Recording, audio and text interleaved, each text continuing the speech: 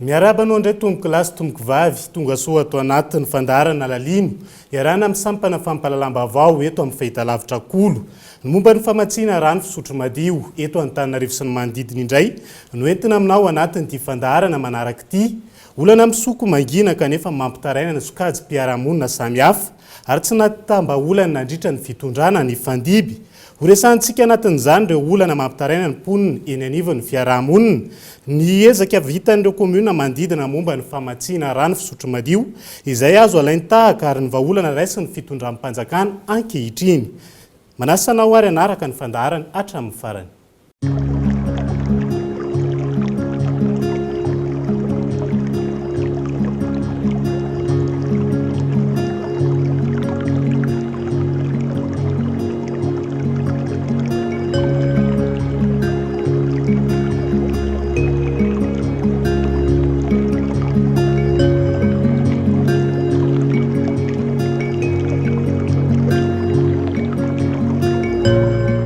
Mbola mijanona ho adisanina saribahana ny famatsiana rano fisotro madio eto Madagasikara. Na dia voalaza ary fa manodidina ny 70 hatramin'ny 70% ny taham-pamatsiana rano fisotro madio ho an'ny faritra Analamanga araka ny fanadihadiana nataon'ny Waterred tamin'ity taona ity. Mbola lavitra ny fenitra ny isan'ny pompin-drano. Mizaka ny tserany aina ihany koa ireo manana rano ao an-tokantrano. Tsy voatery hoe tena mifanitsy loatra amin'izay satria fatatsika rehetra fa eny amin'ireny fatsakan-drano iraisana ireny dia milahatra be ny bidon jaune eny amin'ireny toerana ireny. Ny anton'izay satria raha ohatra ny fenitra apetraka eto amintsika dia hoe ny fatsakan-drano anankiray dia tokony eo anelanelan'ny 100 ka hatramin'ny 200 ny olona misitraka rano fisotro madio eny amin'ireny toerana ireny dia mihoatra lavitra be an'izany zany ny zava-misy amintsika ny teny izao satria indraindray amina fatsakan-drano anankiray dia mihoatra ny arivo ny olona milahatra matsaka rano amin'ireny toerana ireny. Tsy nijanona amin'ny tsy fampin'ny pompy ny olana famatsiana rano fisotro madio eto Antananarivo sy ny manodidina. Isan'ny nahazoany orinasa JIRAMA fanakanana mahavayvay avy amin'ny mpanjifa ary nampitroatra ny mponina toy ny fitokonana teny tsy adana ny 15 volana Aprily. Ny tsy fampin'ny tosiky ny rano sy ny fahatapahana tsy vita norarona telo zany. Faritra maro no ahitana fahatapahana mandritra ny andro maro. Ho an'ny fokotany Lovasoa tsara honenana 3 andro zao no niaretan'izany nandritra ny fanadihadiana nataony 15 Aprily lasa teo. Ny olona amin'ity faritra Lovasoa ity dia mivelona amin'ny resaka rano daholo rehetrarehetra kanefa amin'izao fotoana nandritry ny 3 andro dia tsy nisy rano nandeha teto amin'ity toerana ity. Na misy mandeha rano rano dia eo amin'ny adiny 2 eo ny olona mifarombaka rano tapitra ny adiny 2 tompoko tsy sotroiny ny rano. Ny fatapahan'ny rano dia matetika tranga matetika fa tsy hoe 3 andro ny sesy ihany zay. Dia ny fotoana tena fatapahan'ny rano manomboka eo amin'ny 10 maraina dia efa tsy misy rano intsony mandrapaharivan'ny andro. Dia ny olona mandahatra bidon foana dia miandry an'io bidon io tsy matory makany an-trano fa dia miandry an'ilay bidon satria betsaka koa ilay olona izay tena mangalatra bidon raha vao tsy andrasana ilay izy amin'ny 2 maraina ny olona no mifo dia miandry ny bidon ny eto parapatonga amin'ny maraina manomboka amin'ny 3 maraina ny rano mandeha amin'ny 10 maraina dia efa tapaka tsisy rano intsony. Eto tsara honenana anatin'ny komuna Antananarivo arak'izany dia efa mibaribary ny olana ny famatsiana rano. Tsy mampino raha rano midobo ny sotroin'ny ampahany amin'ny ponina ety ary tsy faina manomboka amin'ny 500 hatramin'ny 700 ariary ny vidiny iray bidon noho ny falaviran'ny toeram-patsakana. Tsy maintsy miafy manoloana ireo mponina raha toka 30 litatra isan'andro ny fatran'ny rano tokony ampiasain'ny olona iray araka ny fenitra iray samy pirenena. Mbola lavitra ny afo ny kitay anatraran'izany raha ny hita eto. Beta be ny olona mivelona amin'ny rano io mpamitola mpitaona rano matsaka rano ny olona manasa lamba ny hoanina ao an-trano tena mijaly be mihitsy fa dia tsy haiko mihitsy hoe inona ny anton'izao. Vokatra izao tsy fisiana rano efa 3 jours zay dia mifafafafa ivelany fotsiny dia lasa tsy misasa ianao mandeha miasa tsy miborosy nify satria na ny hoanina ao an-trano andrahoinao hanina aza tsisy dia tena ohatran'izay mandeha miasa izay le kahana ety izao. Niezaky ny nanantona ny foiben'ny JIRAMA ny ekipa ny kolo nanadiady ny antony fahatapahan-drano amin'ireo faritra voalaza eny ambony. Tafiditra anatin'ireo faritra Sokajiana ho Bout de Réseau lavitry ny toeram-pamokarana Mandreza voaloso faharoa izay mamatsy rano hatramin'ny 3.7 isan-jato ny faritra manodidina sy ny faritra avo zany. Isan'izany ny faritra Itos, Ambohimangakely, Ambatomaro, Andoharanofotsy, Malavolona, Halasora, Tsiadana, ambondrina sy ny maro hafa. Olana lehibe zany a dia eo amin'ny fitsinjarana ny rano ny fantsona entina mitsinjara izay efa tsy maharaka intsony ny fitaran'ny tanàna satria raha me ohatra fotsiny aho ny Atsasa-Manila ny ilay fantsona 250 kilometra teo dia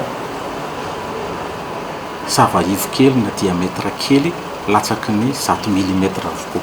Ireo fantsona kely ireo no tena miparitaka makeny amin'ireo faritra sarotra ireo ka rehefa kely ny angezan'ny fantsona dia kely koa ny rano afaka hoentina. Commune manodidina ihany koa no mbola tsy tonga ny rano ny Jirama.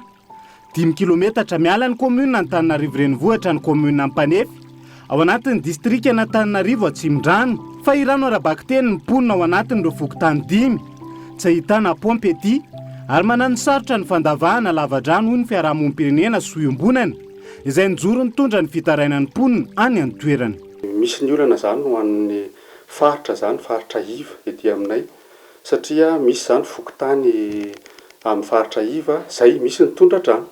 Hitantsika zao tamin'ny herintaona rena tondra-drano tetỳ Atsimondrano dia ny rano fisotro hoan'ireo olona zany dia rano maloto na mety rano-potaka rehefa maina ireny andro dia rano fangaro amin'ireny rano sotroin'ny biby ireny zany rano sotroiny zareo fa tsy manana rano tena fisotro madio izy. Ho an'ny faritra ambonimbony indray ohatra zao ny fokontany etỳ Talata sy etỳ Malao dia misy olana satria sarotra hakana rano be zany ety mbola tsy tonga ny rano Jirama ety aloha sahirana rehefa manao forage zany ety dia tsy mahazo rano. Misy moa zany ny faritra sasany ohatran'ny hoe fokontany Saingo zao ohatra dia mandavaka dia avy eo tsy azo tsy tonga hatramin'ny farany satria sady lalina be izy dia avy eo fanina amin'ny vato izy avy eo. Nanadiady ny zava-misy marina momba ny olana ny famatsiana rano tao amin'ny fokontany Saingy voalazy eo ambony ekipa ny Cool TV. Tsy misy pompin-drano na dia iray aza ny fokontany izay manana ponina manodidina ny 730. Ambonin'izay tsy mahazo rano sy karakaina ny lavadrano lavahan'ny ponina.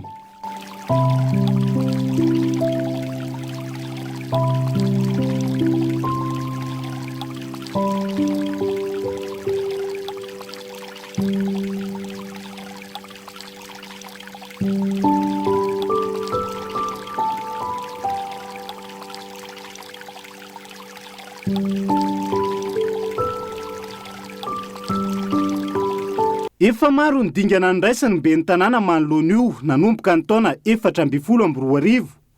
Very anjavo ny tetikasa ny arahana tamin'ny ministeran rano, ny fidiovana sy ny fahadiovana tamin'izany fotoana sy ny mpamatsy vola vahiny.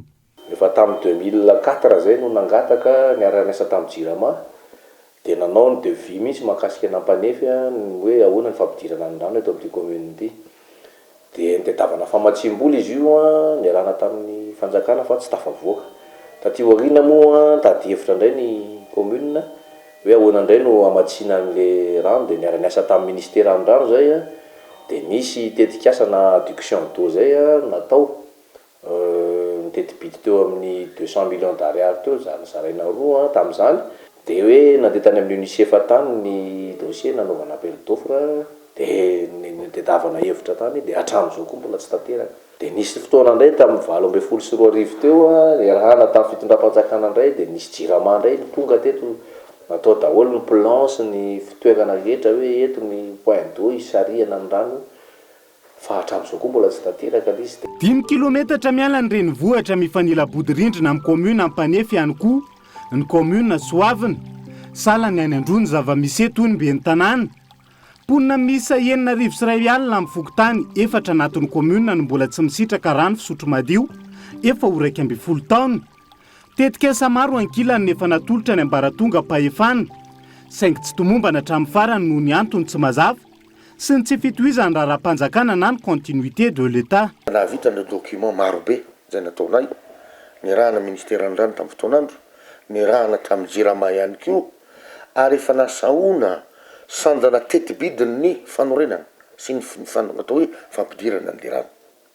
Intelo metona ny vita misy ny fitariana ny rano avy any Sisony miakatra eto na Palahelo moa fa nalifa tany akady vorobe mety odisa raha miteny hoe mampalahelo hoe fa ataoko hoe tokony mba anisany réalisena koa ny tety soavina tao anatin'izay étude natao ny cabinet mandevy zay misy forage azo atao eto aminay satria atao ambany atao dia misy araky ny fanady alina de misy toerana azo anaovana an'ireny forage mitovy amin'ny any atsimo reny efa nazahoana tety bidiny ny asa ny mampalahelo izy rehefa miova ny gouvernemanta miova ny mpitantana na any amin'ny jirama zany na any amin'ny ministère de tsy hitanao intsony ilay dossier anao ny manaraka azy fa tsy fantatra hoe niaraka amin'le ekipa ny ministre teo aloha ve de foana rehefa manontany ianao de hoe mbola ho jerevany zany de isa-taona isaky ny roa taona manao dossier foana izahay ankoatra ny fahanterany foto-drafitrasa sy ny maro hafa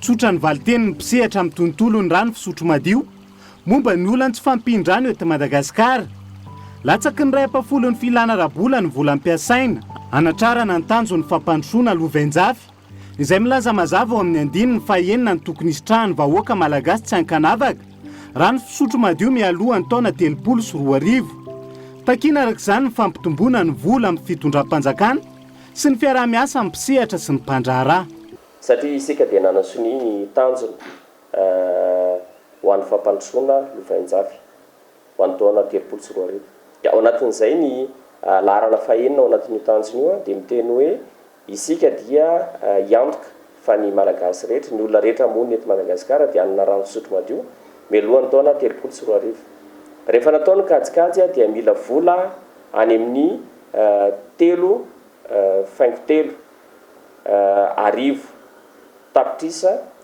dolara isika 3,3 milliards de dollars afahantsika zany manatratra n'le hoe manana misitraka rano fisotro madio ny mponina rehetra eto Madagasikara mialohan'ny taona 310 zany hoe rehefa raisitsika tsipriany zay dia mila vola eo amin'ny 1,300 tapitrisa dolara amerikana nysika isa-taona ary raha vakitsika ny lalàna makasika ny resaka teti-bolam-panjakana loi de finance tamin'ny 2018 ohatra ny raisitsika dia teo eo manodididina ny 720 tapitrisa dolara teo ny vola voalaza fa ho ampiasaina ho an'ny sehatry ny rano fisotro madio fanadiovana sy fidiovana dia io sorabola izany hoe raha ataontsika ny fanadiadiana dia mety tsy ho akory ny vola nampiasaintsika tato anatin'ity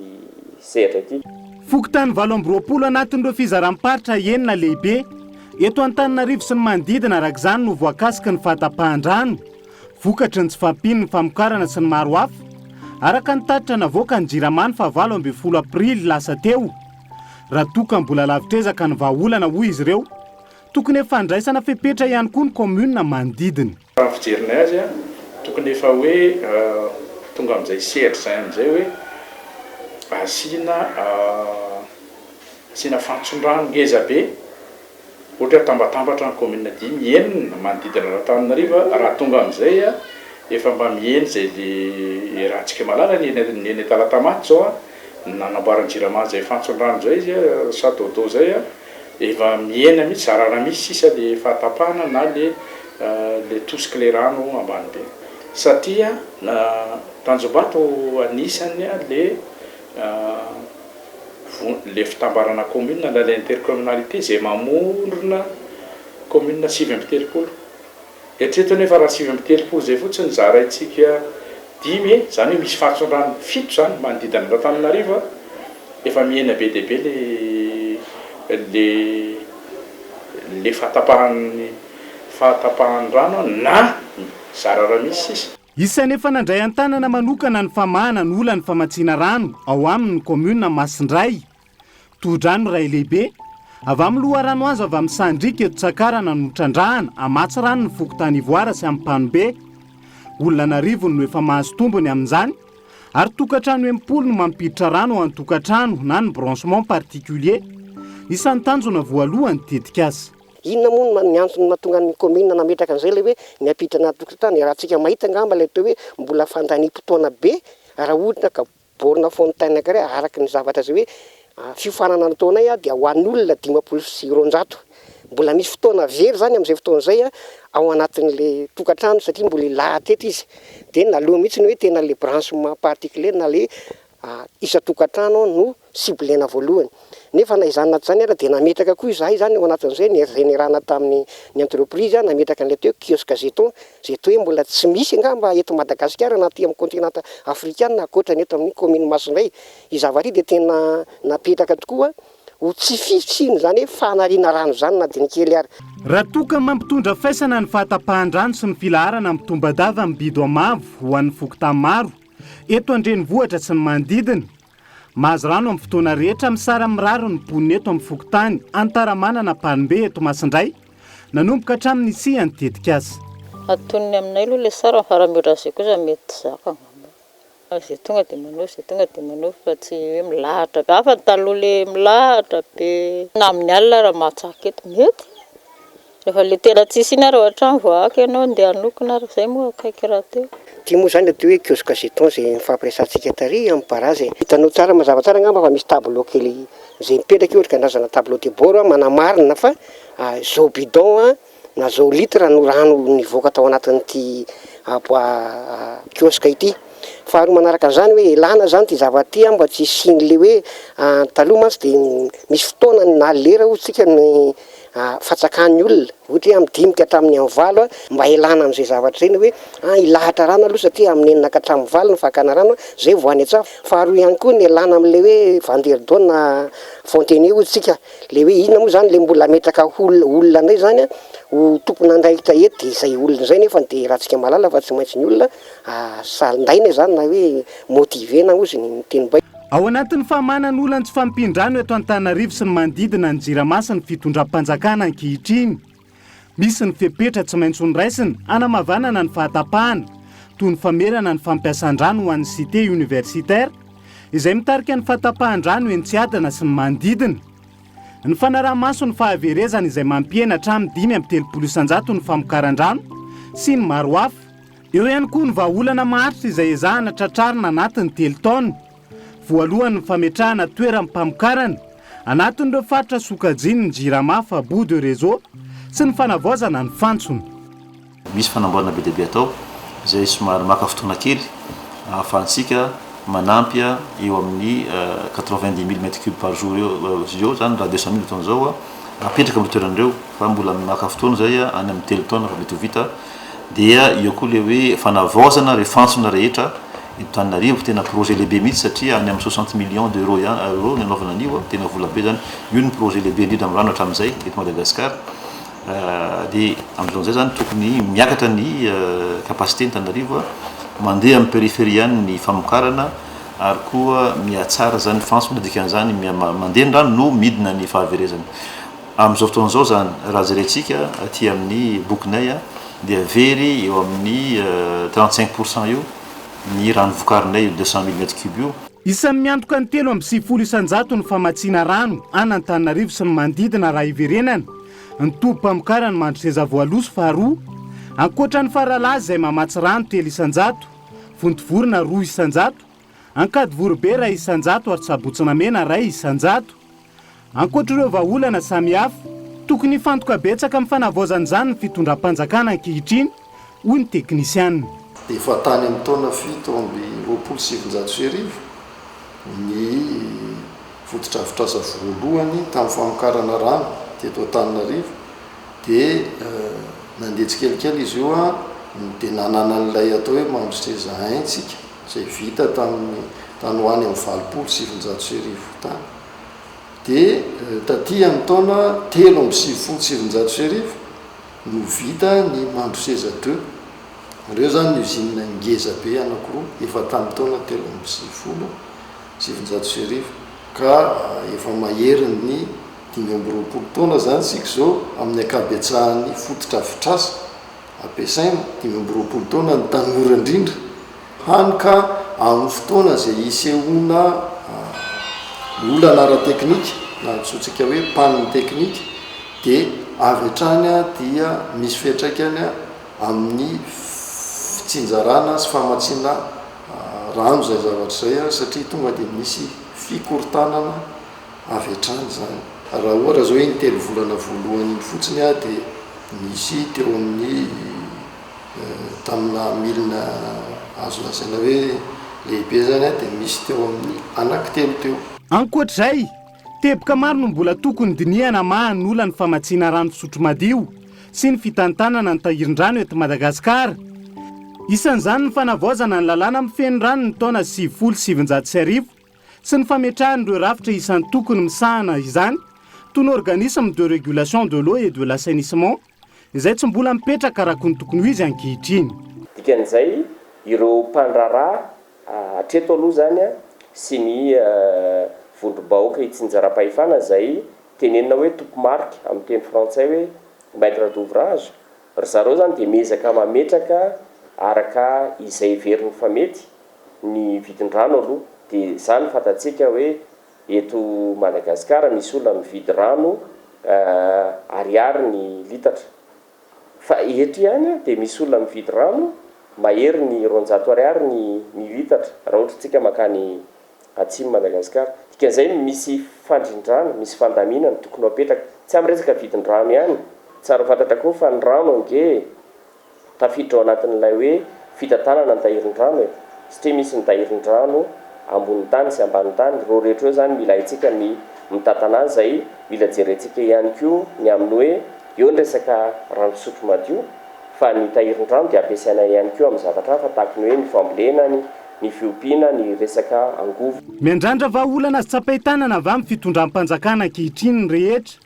Antenen'izy ireo fa tsy ho raraka ny tany ny tolona natao hatr'izay ary tsy antso an-tany hevitra izy ireo. Tafiditra anatin'ny velirano filohan'ny Repoblika Andry Rajoelina Rahateo zany. Moa zany dia manentana ny fitondram-panjakana izy amin'izao fitondram-panjakana vaovao zao a fa anatin'ny vinan'ny filoham-pirenena mihitsy a sy ny velirano rano madio ka mino sy manantena zany zay manao an'izao antso avy zao a fa ny commune Ampanefy izay tsy lavitra n'Antananarivo dia mba ho jerena akaiky mihitsy satria be loatra ilay fankatahana efa nataonay teto fa tsisy ny valy daholo ka izay mihitsy no anentanana hoe mba jerena akaiky satria mijaly ny vahoaka zany hoe mbola 4 kilometra 5 kilometra miala n'Antananarivo dia mbola misotro rano potaka daholo mbola rano maloto ny sotroina toko angamba fa tsy mendrika intsony amin'izao vanim-potoana diavintsika zao satria te hiazakazaka amin'ny fampandrosoantsika. Anaovako antso ny hoe 5 kilometra miala n'Antananarivo tompoko ary tafiditra ao anatin'ny atao hoe projet Grand Tana ka amin'izao fotoana efa misy ny initiative d'emergence de Madagascar ka maninona moa raha mba jerena kosa fa tena tokony isitraka an'izany rano fisotro madio zany a ny mponina eto amin'ity commune izay adidina ity. Anaovana antso avy any ampitantana ny rano ny JIRAMA, ny ministèran'ny rano ary ny filoham-pirenena mihitsy ny hoe ampitainany aminareo ny fahasairanam-bahoaka fa tsy rariny kosa raha amin'izao taonjato fahatelo izao ny mbola hisotro rano maloto ny vahoaka eto aminay. Efa mandeha ny fikoanan-doha sy ny asa mahana ny olana famatsiana rano fisotro madio. Misy ny fepetra ny raisy ny JIRAMA namavanana ny fahatapahan-drano anatin'ireo vondrom-paritra enina eto Antananarivo sy ny manodidina voalaza etsy ambony. Raha ny fehiny fametrahana pompe sy famerana ny famatsiana rano mandritra ny alina ho an'ny cité universitaire sy ireo toerana be mpanjifa.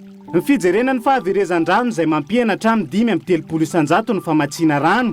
Ny fampiakarana ny fahafahan'ny pompe mpanosika sy mpanodina rano toy ny etsy Anosizato sy ny maro hafa. Ny votra nandritra ny filan-kevitry ny ministra ny 10 ny volana aprily teo ihany koa. Raha tsy ahivana ny fametrahana lamy mampidirana rano fisotro madio ho an'ny faritra Atsinanana sy andrefana Antananarivo manoloana ny olana famatsin-drano any an-toerana. Ka lava-drano maro no apetraka ankoatra ireo tetikasa goavana famatsin-drano. Tanjona foezaka anatin'ny tetikasa JIRAMA Water Free izay ametrahana toeram-pamokarana 3 amokatra rano 3 alina metatra cube isan'ora any amin'ny faritra Atsinanana Antananarivo sy ny maro hafa.